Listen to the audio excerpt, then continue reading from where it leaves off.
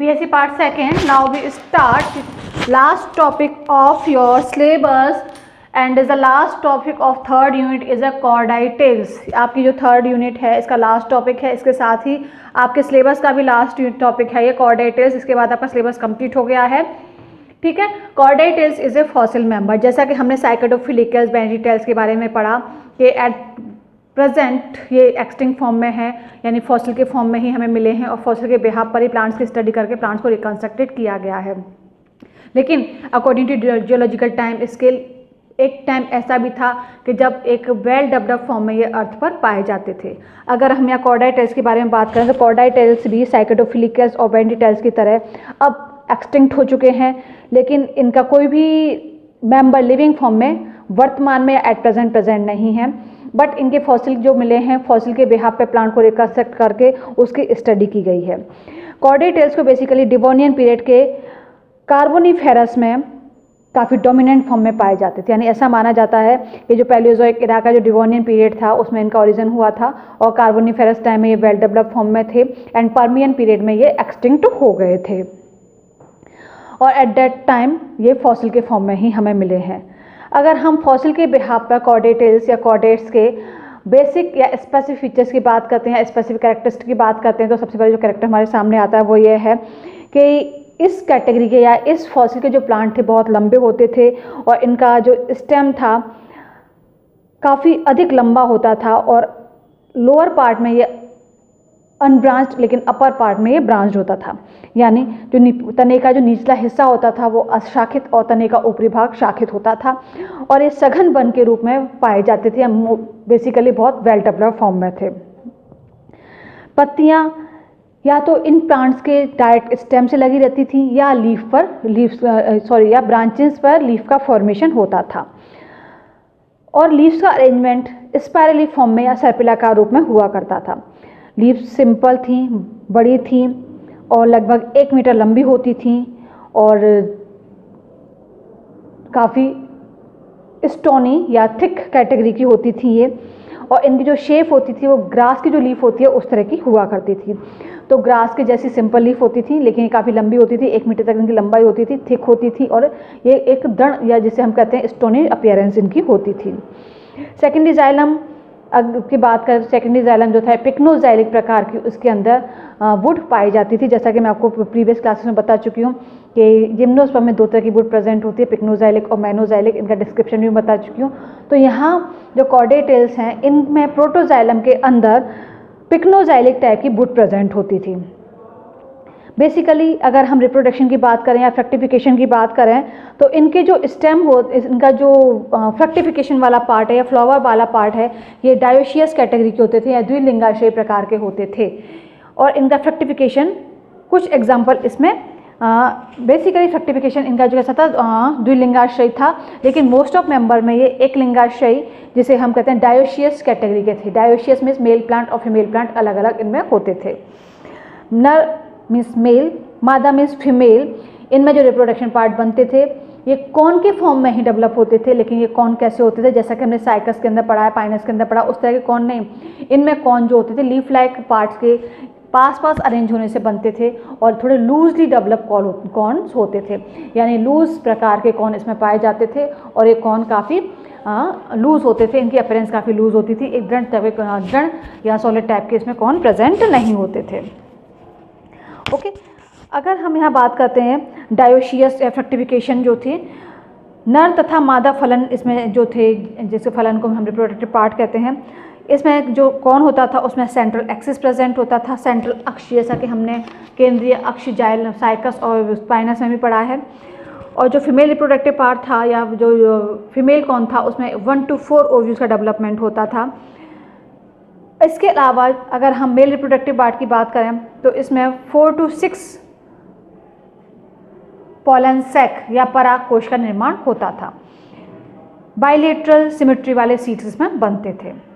chordate, ठीक है, हमने कह दिया कि chordate जो थे पर्मियन पीरियड में विलुप्त हो गए, कार्बोनिफेरस पीरियड में बहुत वेल डेवलप्ड फॉर्म में पाए जाते थे, but at that time fossil की फॉर्म में प्रेजेंट हैं. लेकिन उस समय भी क्या ऑल ओवर द वर्ल्ड पूरे विश्व में वितरित थे, हर जगह डिस्ट्रीब्यूटेड थे? नहीं. कुछ प्लांट्स का एक स्पेसिफिक एरिया होता है जहाँ वो प्लांट वेल डेवलप फॉर्म में पाए जाते हैं। यहाँ हम बात करें कॉर्डेटेल्स की, तो कॉर्डेटेल्स के जो फॉसिल मिले हैं, जहाँ जहाँ हमें फॉसिल मिले हैं उसी के अकॉर्डिंग ये एक अनुमान लगाया जाता है कि कहाँ कहाँ ये फॉसिल्स हो सकते हैं। एक्चुअली इन फॉसिल्स जो थे ये great Britain, America, France, Bharat, Russia, China and Australia में बेसिकली पाए जाते थे। इंडिया में कॉर्डेटेल्स की लगभग 9 स्पीसीज़ पाई जाती हैं, जो कि प्रोफेसर साहनी ने 1933 में इनको डिस्कवर किया। ये लोअर गोंडवाना एरिया में मिलते हैं। इनमें से बेसिकली जो स्टेम, पर्ण तथा बीजों तीनों की 3-3 जातियाँ मिली हैं, यानी कुछ फॉसिल स्टेम के मिले हैं, कुछ फॉसिल्स जो मिले हैं वो हमें स्टेम के, कुछ सीड्स के और कुछ इसके रिप्रोडक्टिव पार्ट के मिले हैं। अगर हम के स्टेम की बात करें, जैसा कि मैं आपको बता चुकी हूँ कि फॉसिल्स में होता क्या है कि जिस पार्ट को डिस्कवर किया जाता है उस पार्ट का एक अलग नॉमेनक्लेचर होता है। तो यहाँ हम अगर इसके स्टेम फॉर्म की बात करते हैं तो स्टेम को डेडोजाइलोन इंडिकम के नाम से जाना जाता है। डेडोजाइलोन इंडिकम के नाम से स्टेम को जाना जाता है। इसके अलावा डेडोजाइलोन बेंगालेंसिस भी स्टेम का ही नाम है।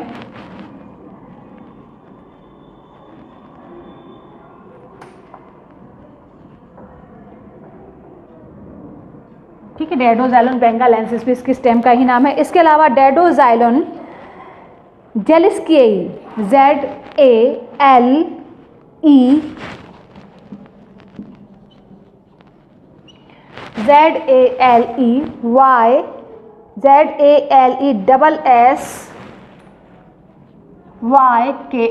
ये भी इसके स्टेम का ही नाम है। तो ऐसे फॉसिल जो कि स्टेम को बेसिकली कंटेन करते हैं या स्टेम को फॉलो करते हैं या इनका स्टेम हमें मिला है, उनको 3 कैटेगरी में इनको डिस्ट्रीब्यूट किया गया है, डिवाइड किया गया है। डेडोजाइलोन इंडिकम, डेडोजाइलोन बेंगालेंसिस और डेडोजाइलोन जेलिस्की के फॉर्म में इसको मिला है। अब डेडोजाइलोन इंडिकम की बात करें, और ये डेडोजाइलोन ये जो है बेसिकली ये रानीगंज एरिया से हमको मिले हैं। रानीगंज एरिया जो कि बिहार में है। अगर हम इसके लीफ की बात करते हैं, कॉर्डेटेल्स की लीफ के फॉसिल की बात करें तो फॉसिल को बेसिकली नीगेरोथियोप्सिस हिस्पोलोप्सी के नाम से जाना जाता है। ये भी रानीगंज से ही मिला है। इसके अलावा नीरोगैप्सिस स्कॉटीलैंकस, ये भी इसके लीफ का ही नाम है। इसके अलावा यूरीफिलम विटेनम, ये भी इसकी लीफ का ही नाम है। अगर हम इसके सीड्स की बात करें तो सीड्स को कहा गया है कॉर्डेकार्पस फरकैटा, नेक्स्ट सेमेरोप्सिस इंडिका, नेक्स्ट सेमेरोप्सिस रानीगंजेसिंस, जो कि हमें रानीगंज से मिले हैं। इसमें कॉर्डेकार्पस फ्रक्टिका जो है हमें गौरैया क्षेत्र से मिला है। अब हम इसके डिस्ट्रीब्यूशन की बात करते हैं। हमने जनरल कैरेक्टर की बात की, हमने बताया कुछ इसके स्टेम हैं, कुछ इसके लीफ हैं, कुछ इसके सीड्स हैं, उन्हें किस किस नाम से इंडिकेट किया गया है और कौन कौन से कहाँ कहाँ से मिले हैं। बेसिकली अगर हम इस क्लासिफिकेशन की बात करते हैं तो कॉर्डेटेल्स का जो क्लासिफिकेशन है ये अर्नोल्ड के अकॉर्डिंग, अर्नोल्ड ने इसे 3 फैमिलीज में डिवाइड किया। फर्स्ट जो फैमिली थी वो थी कॉर्डेटेसी, सेकेंड फैमिली थी पाइटेसी, थर्ड फैमिली थी पोरोजाइलेसी, और जो ये 3 फैमिली किसके अकॉर्डिंग थी, according to the Arnold. Next जो क्लासिफिकेशन दिया था वो था 1971 में स्पोर्न का था। इसे एडवांस क्लासिफिकेशन माना जाता है। इन्होंने भी कॉर्डेटेल्स को 3 फैमिलीज के अंदर क्लासीफाई किया। फर्स्ट थी एरिस्टोफाइटेसी, सेकेंड थी कॉर्डेटेसीज और थर्ड थी पोरोजाइलेसी। इस तरह से आप देखते हैं कि जो कॉर्डेटेल्स है इसे 3 फैमिलीज के अंदर क्लासीफाई किया गया है। Now we discuss the member of cordaitales. अगर हम कॉर्डेटेल्स के मेंबर की बात करते हैं तो सबसे पहले जो इसका मेंबर आता है वो है कॉर्डेट्स, ठीक है। लेकिन इससे पहले इसकी जो फैमिली है जिसे एरिस्टोफाइटेसी कहा गया है, एरिस्टोफाइटेसी, इसके अकॉर्डिंग इसके कुछ कैरेक्टर की बात कर लेते हैं। एरिस्टोफाइटेसी जो है इसे 3 इसके अंदर जीनस प्रेजेंट हैं या 3 इसके अंदर वंश प्रेजेंट हैं। Aristophyton, endoxylon, bilignea, these 3 genus belongs to the aristophytaceae. यानी एरिस्टोफाइटेसी 3 जीनस को या 3 वंश को कैरी करती है। एरिस्टोफाइटोन जो है एक वुडी कैटेगरी का जीनस है।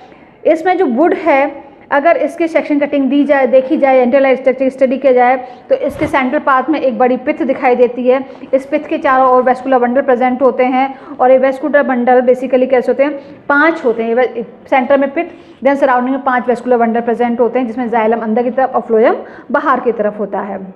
इसके अलावा जैसा कि मैंने यहाँ पे एरिस्टोफाइटेसी के बारे में बताया, लेकिन ये 2 मेंबर हैं, ये जो इसके जीनस हैं, इसके बारे में कोई विशेष नॉलेज नहीं है। इन्होंने सिर्फ इतना ही कहा कि एंडोजाइलोन और बाइलिंगिया भी ये कैसे थे, वुडी जीनस थे, इनमें भी वुड प्रेजेंट थी, मीन्स इनका जो स्टेम था वो भी सॉलिड हुआ करता था। नेक्स्ट जो है कॉर्डेटेसी। कॉर्डेटेसी की अगर हम बात करते हैं, फैमिली कॉर्डेटेसी जो है इसकी कॉर्डेटेसी का जो मेंबर है, इसका सबसे अधिक जो स्टडी की गई है, इसके जो वृक्ष थे या ट्री थे बहुत लॉन्ग ट्री होते थे और ये कार्बोनिफेरस पीरियड में बहुत लंबे ट्री के फॉर्म में पाए जाते थे। इनके जो ट्री की हाइट थी अप टू 30 मीटर लंबे होते थे और इनका जो डायमीटर या व्यास जो हुआ करता था वो 65 सेंटीमीटर होता था, यानी कॉर्डेटेसी के मेंबर 30 मीटर लंबे और 65 सेंटीमीटर डायमीटर को कैरी करने वाले होते थे। इसका जो मेन मेंबर है chordates, CORDAITES, chordates. Chordates is a main member, CORDAITES is a main member of the chordates। जैसा कि आपको पता है कि जो फॉसिल की स्टडी करते हैं, हमने जो फॉसिल मिलते हैं उसके अकॉर्डिंग प्लांट का रिकंस्ट्रक्शन करते हैं, प्लांट का पुनर्निर्माण करते हैं, देन उसकी स्टडी की जाती है और जिस पार्ट की हम स्टडी करते हैं उस पार्ट का नाम भी इसमें अलग अलग दिया जाता है। तो यहाँ जो रिकंस्ट्रक्टेड प्लांट है कॉर्डेटेल्स का, इसे जो इसकी रूट है, रूट को एमाइलोन नाम से जाना जाता है,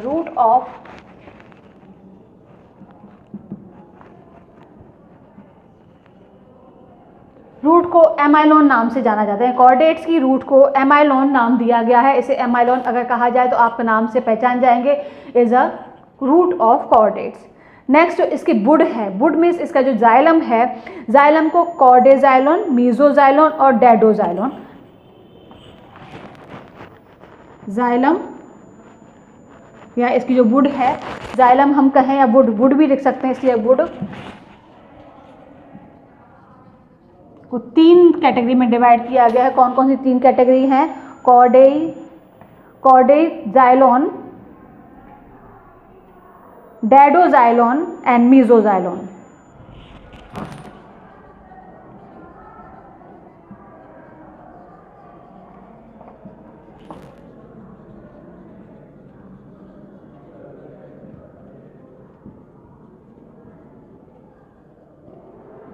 ओके, कॉर्डेजाइलोन, डेडोजाइलोन और मीजोजाइलोन को इससे हमने इंडिकेट किया है। नेक्स्ट जो इसके अंदर आता है, इसका जो स्टेम है या जो इसकी लीफ है जो कि स्टेम से लगी हुई हैं, उन्हें कॉर्डेट्स नाम दिया जाता है। लीफ जो कि स्टेम से अटैच्ड हैं, स्टेम प्लस लीफ दोनों को कॉर्डेट्स नाम दिया गया है। तो जो कॉर्डेट्स नाम है ये इसकी स्टेम प्लस लीफ दोनों को इंडिकेट करता है। अगर हम इसके इन्फ्लोरेसेंस या हम कहें कि इसके जो कौन है या जो इसका पुष्पक्रम है, इसकी अगर हम बात करते हैं तो इसे कॉर्डेइएंथस नाम से जाना जाता है।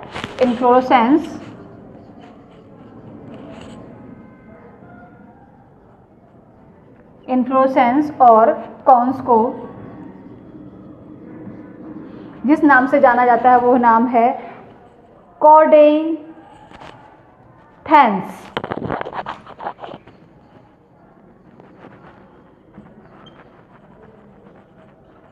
ओके, कॉर्डेइएंथस के नाम से इसको जाना जाता है।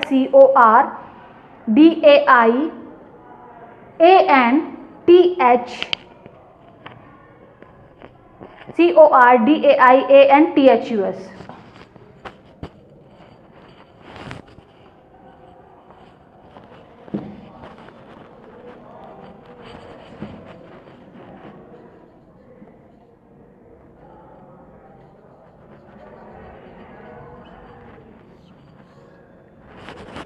ओके,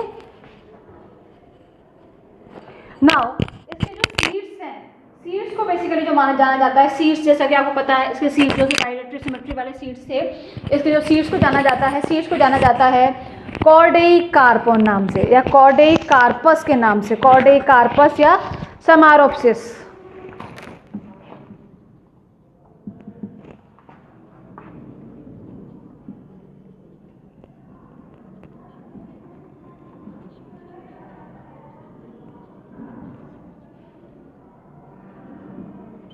कॉर्डेकार्पस और समारोप्सिस नाम से इसके सीड्स को जाना जाता है। Okay, this is a classification and part of the chordates which discovered as a fossil and named or classified by a scientist according to their name. Root is amylon, wood is cordyxylon and dadoxylon and mesoxylon. Leaf plus stem is called chordates and inflorescence or corn is called cordyantha. Seed is called cordycarpus or समारोप्सिस. Now जैसा कि हमने कहा कि chordate जो थे long tree थे, up to 30 metre इनकी height हुआ करती थी और इनका डायमीटर 65 सेंटीमीटर हुआ करता था. लोअर पार्ट में अनब्रांच्ड होते थे, अपर पार्ट में ब्रांच्ड हुआ करते थे. तो इस बिहाफ पर अगर हम इसके इंटरनल स्ट्रक्चर के बारे में बात करते हैं, एक्सटर्नल स्ट्रक्चर के बारे में बात करते हैं या आउटर फीचर्स के बारे में बात करते हैं, तो कॉर्डेट जो थे बहुत लंबे ट्री के फॉर्म में थे जो कि 30 मीटर लंबे होते थे और इन पर अपर पार्ट में ब्रांचिंग पाई जाती थी. लोअर पार्ट जो था स्टेम का वो अनब्रांच होता था. इसमें जो लीफ थी वो रिबन शेप की लीफ होती थी और लीफ का अरेंजमेंट स्पाइरली फॉर्म में हुआ करता था. लीव्स के अंदर पैरेलल वेनेशन प्रेजेंट था. जैसा कि मैंने आपको कहा कि इसकी लीफ जो रिजेंबल करती थी वो ग्रास की लीफ से रिजेंबल करती थी, यानी घास जैसी बड़ी पत्तियां इसमें पाई जाती थी जो कि लगभग 1 मीटर लंबी होती थी और इनमें पैरेलल वेनेशन प्रेजेंट हुआ करता था. लेकिन इनका जो अरेंजमेंट होता था वो अरेंजमेंट किस तरह का होता था? स्पाइरल अरेंजमेंट इनका हुआ करता था. अब लीफ की शेप या आकृति के बिहाफ पर, यानी ऐसा नहीं है कि कॉर्डेट्स के जितने भी प्लांट्स हों सबकी एक जैसी लीफ प्रेजेंट हों. On the behalf of difference in the leaf में जो कैरेक्टर में डिफरेंस है उसके बिहाफ पर कॉर्डेट्स को 3 सब जीनस के अंदर क्लासिफाई किया गया है या 3 उपवंशों के अंदर क्लासिफाई किया गया है. फर्स्ट है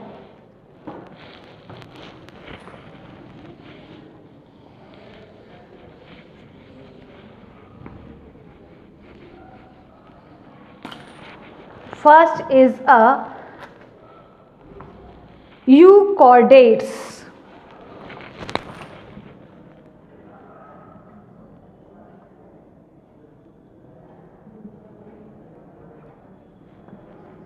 Second is Dorichordates.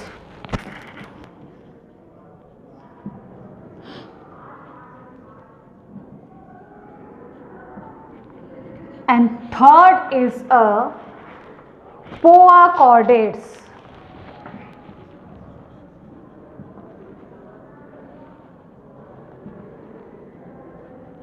तो कॉर्डेट्स के अंदर पाए जाने वाली लीफ की संरचना या लीफ के अकॉर्डिंग कॉर्डेट्स को 3 सब जीनस में क्लासिफाई किया गया. These 3 are subgenus of chordates on the behalf of their leaf structure. Subgenus.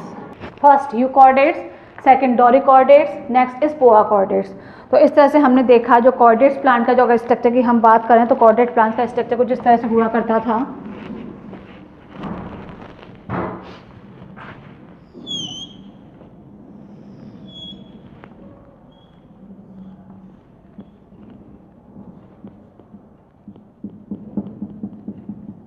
जैसा कि मैंने आपको कहा इसमें ग्रास जैसी स्पाइरल फॉर्म में लीफ प्रेजेंट हुआ करती थी.